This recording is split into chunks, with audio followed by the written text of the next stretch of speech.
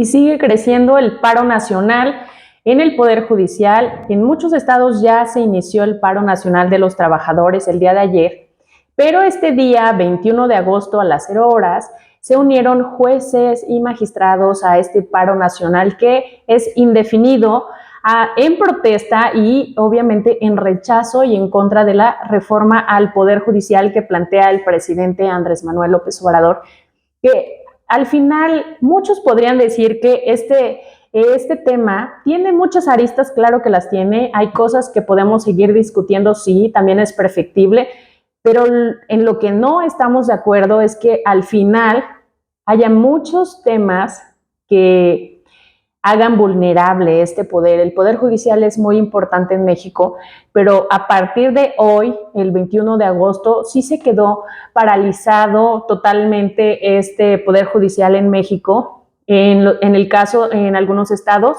solamente van a atender algunos casos que sean importantes, que sean urgentes. Ellos están dispuestos a resolver esos temas si fueran muy urgentes. De lo contrario, están en paro de labores. Tanto trabajadores, jueces y magistrados, con la finalidad de detener esta reforma que envió el presidente de la República, Andrés Manuel López Obrador. De entrada, López Obrador dice que es una reforma que no afecta a los trabajadores, que no afecta ni su trabajo, ni su sueldo, ni sus prestaciones, que al contrario, que deberían de estar agradecidos porque es una reforma que los beneficia, pero sin embargo los empleados, ellos señalan que esta reforma más bien vulnera sus derechos, pero no solamente eso, sino sus condiciones laborales, porque al final la carrera judicial se va a ver directamente afectada. Entonces, cuando te dicen, no te preocupes, no pasa nada con tus derechos laborales, pues evidentemente sí es un tema, porque la carrera judicial es la carrera judicial. Si tú de repente quieres elegir a las personas por una tómbola, entonces, ¿dónde quedan los años de trabajo y de estudio que le han dedicado otros trabajadores que así llegaron a sus espacios? Porque así como critican algunos espacios particulares, pues no todas las personas llegaron de esa manera. Entonces, tenemos que partir de esos señalamientos que hacen directamente los trabajadores, que al final que son los que entienden perfectamente lo que sucede en el Poder Judicial de la Federación. Pero además, esas razones por las que los trabajadores judiciales se oponen a esta reforma, que es una reforma que para mí no tiene una estructura correcta, ¿no? Insisto, todas las leyes, todos los poderes son perfectibles. Incluso el gobierno de López Obrador pudo haber sido perfectible en cualquier año de gobierno, pero bueno, él no quiso y él decidió no mejorar las cosas, y es algo que no nos toca. Ya nos tocará juzgar al final sus resultados como presidente de la República cuando termine su mandato, ¿no? Pero ¿saben qué? Es que esta reforma judicial contempla la elección de jueces y de magistrados por voto popular. Pero no solamente eso, o sea, imagínense, yo les digo, imagínate que le inviertes muchos años de trabajo, muchos años de preparación, porque yo les digo, prepararse es un tema de tiempo, de esfuerzo y de dinero, ¿no? Los libros, porque hay libros que no son baratos, hay libros que no están en bibliotecas, hay libros que no están en digital, ¿sabes? Entonces, la inversión que tú le haces para ser un abogado más preparado, con más conocimiento, con más práctica, ¿no? No es como que lees el libro y ya te sabes todas, porque también digo, la interpretación de la ley es todo un tema, pero también tienes que tener experiencia para eso. O sea, ustedes respóndanse, o sea, no, yo no se los digo, yo no les digo está mal, ustedes respóndanse. Si de manera equivocada un día te detienen porque estuviste en el lugar equivocado, te detienen, y que salgas libre o que te acusen de un delito grave, depende de una persona sin preparación y sin experiencia, y ya, te quedaste 50 años en la cárcel por alguien que no entendía lo que leía, por ejemplo, ¿no? Imagínate, para mí eso no va a combatir la corrupción ni el rezago de trabajo que hay en los tribunales, ¿no? Más bien al contrario, imagínense cuánto tiempo tardarían las personas sin conocimiento en adquirir los conocimientos para poder resolver temas, para poder resolver los casos. Pero además quieren hacer una nueva integración de los magistrados, de los ministros más bien de la Suprema Corte de Justicia de la Nación, y quieren sustituir todo lo que hay en la judicatura federal.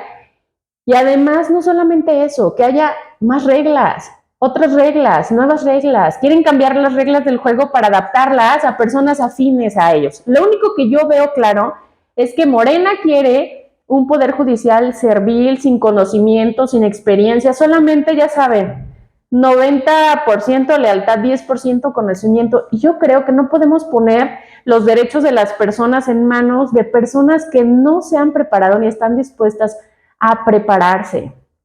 ¿Quién va a tener candidaturas? ¿Quién va a poder acceder? Si fuera por votación, ¿quién puede acceder a esos? ¿Cómo se van a inscribir? ¿Quién les va a dar el registro? ¿Pueden utilizar recursos o no? Decían, no pueden utilizar recursos. ¿Tiene que ser de tu bolsa? ¿Cuánto dinero de tu bolsa? ¿Cómo vas a justificar que es dinero tuyo? ¿Que es de tus ahorros? ¿Que es de un préstamo bancario? ¿O que te lo dio la mafia? ¿No? Estas son las preguntas que nos deberíamos de estar haciendo respecto a esto que está pasando en el Poder Judicial, ¿no? ¿Por qué al principio los mismos trabajadores rechazan esta reforma, pero además, por qué ahora los jueces y los magistrados decidieron unirse a esta protesta y este paro general en contra de esta reforma que propone el presidente Andrés Manuel López Obrador? Pero ¿saben qué? ¿Realmente le van a poner fin a la meritocracia?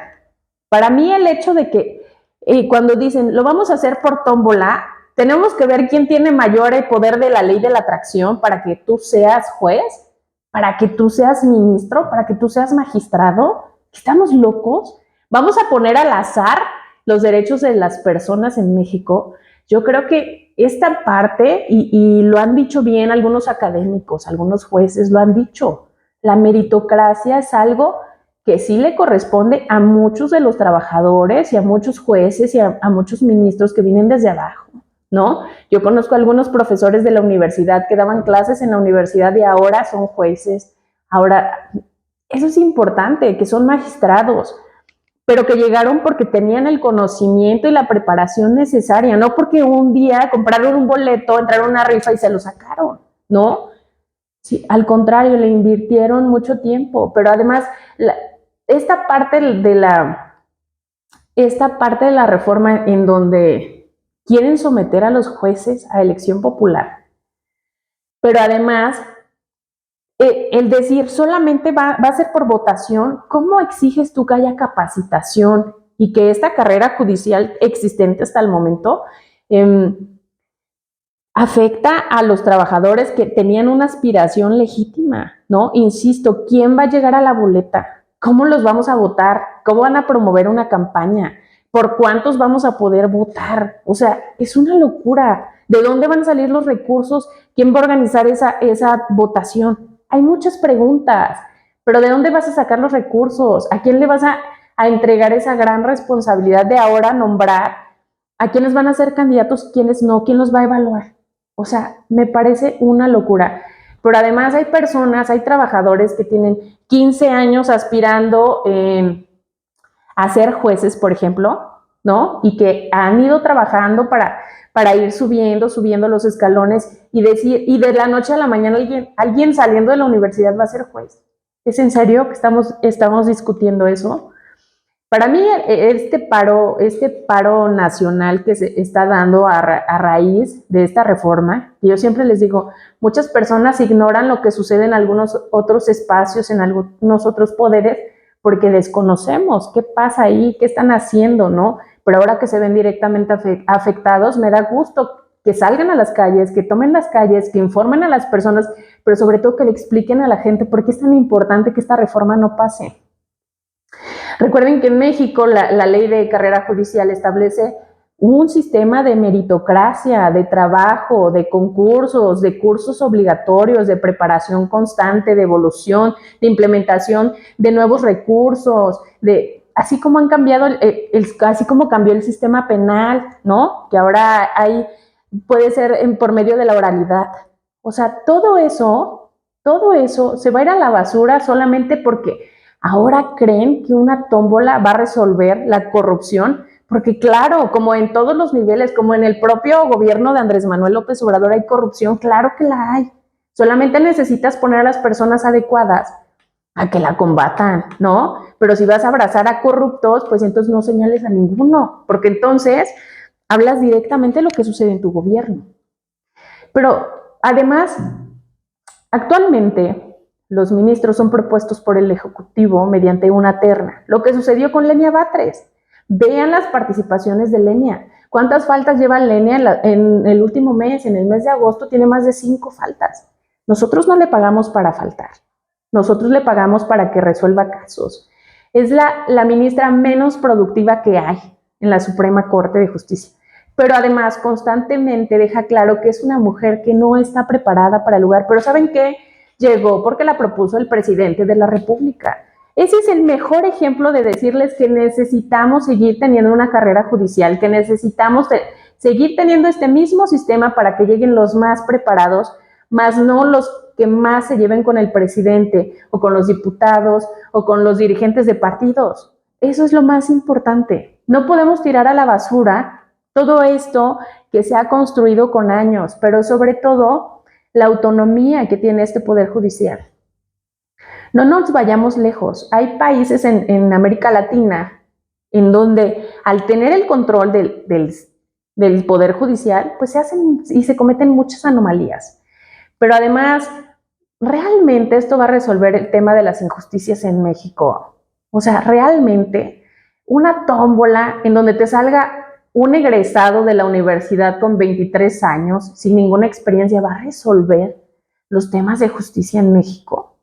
Si tu respuesta es sí, la verdad es que ponte a leer. Si tu respuesta es no, es evidentemente que no, esto no es la solución. Esta reforma al Poder Judicial es una revancha, es una vil venganza de López Obrador a un sistema que nunca le falló, al contrario, salvaguardó todos sus derechos en todo momento, cuando lo quisieron desaforar, ¿no?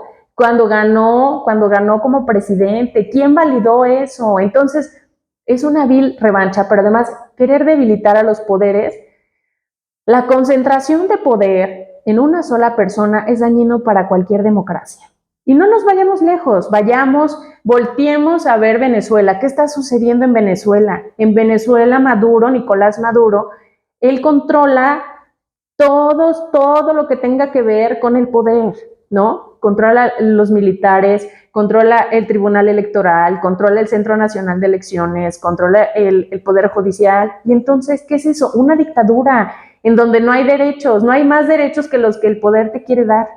Por eso ahora que están en las calles una mayoría representativa, pues Maduro está vuelto loco, porque es la primera vez en los últimos 25 años que se le arma una rebelión en donde las personas están hartas de esos tratos, pero además los tienen en la miseria. Nada es nuevo, el sistema de salud está jodido, el sistema educativo está jodido, tiene a todos jodidos. Los únicos buenos y los únicos que viven a todo dar y a toda madre y usan relojes de marca y ropa de marca, pues son ellos.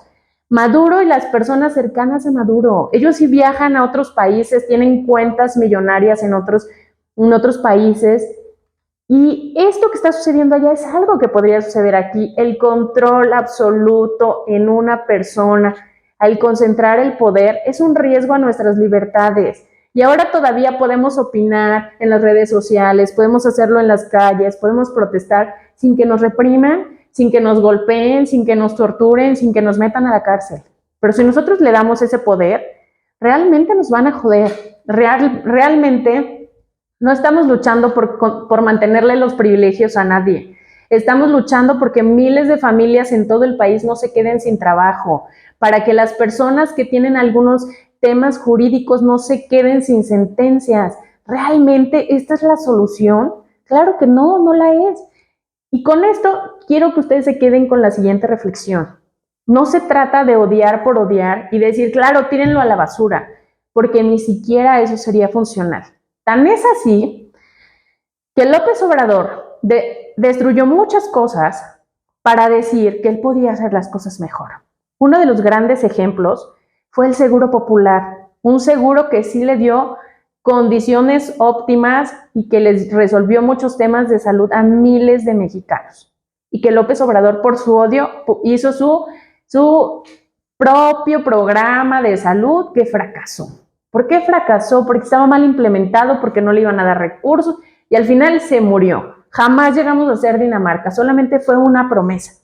Bueno, no pudo con algo tan básico, ¿por qué podría ahora con una reforma al Poder Judicial? ¿Por qué resolvería de manera diferente si como este hay muchos fracasos? Ha colapsado muchos de sus programas, muchos temas que son importantes para los mexicanos han fracasado porque Andrés Manuel es una persona que no sabe administrar, no sabe de administración pública y él es el vivo ejemplo de que si tú pones a una persona a administrar algo y nunca ha administrado nada, no sabe gobernar. Y pueden decir, sí, gobernó la Ciudad de México, sí, cuáles eran sus índices, cuáles eran sus condiciones, quién gobernaba en lo federal, qué pudo realizar y qué no, cuántos recursos tuvo. Vayámonos a la historia y dense cuenta que esto es una vil revancha de la 4T al Poder Judicial.